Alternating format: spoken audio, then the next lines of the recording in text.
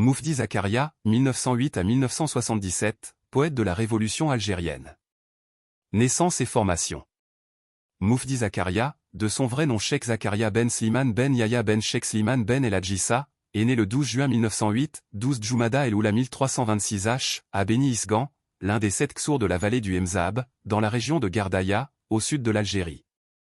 Son surnom, Moufdi, lui fut attribué par son ami et camarade de la mission mozabite, Souleymane Boujna, et il choisit également de signer parfois ses poèmes sous le pseudonyme Ibn Toumer.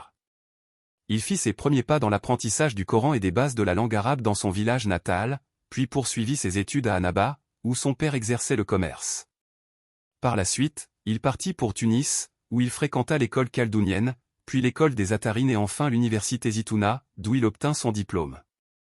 Parcours politique et militant. Dès les années 1930, il s'engagea dans le mouvement nationaliste. Membre actif de l'Association des étudiants musulmans nord-africains. Membre fondateur du Parti de l'Étoile nord-africaine, puis du Parti du peuple algérien, PPA, dont il fut même secrétaire général. Directeur de la rédaction du journal, H-Shab, Le Peuple, en 1937, organe du PPA. Il rédigea également l'hymne du parti intitulé « Fida el Jazaïr » en sacrifice pour l'Algérie. Arrêté plusieurs fois par les autorités coloniales françaises, il connut la prison en 1937, aux côtés de Messali Hadj, en 1940, puis en 1945 après les massacres du 8 mai. Avec la création du Mouvement pour le triomphe des libertés démocratiques, MTLD, il poursuivit son militantisme avant de rejoindre, dès 1954, la révolution algérienne dans les rangs du FLN.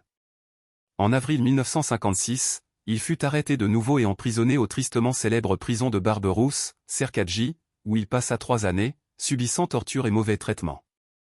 Libéré en 1959, il se réfugia successivement au Maroc puis en Tunisie, où il participa activement à la rédaction du journal El Moudjahid, organe officiel du FLN. Œuvres littéraires et poétiques. Moufdi Zakaria s'illustra comme le poète de la révolution algérienne. Son œuvre accompagna toutes les étapes de la lutte nationale et du combat anticolonial. Ses écrits majeurs incluent Kassaman, nous jurons, l'hymne national algérien, écrit en prison en 1956.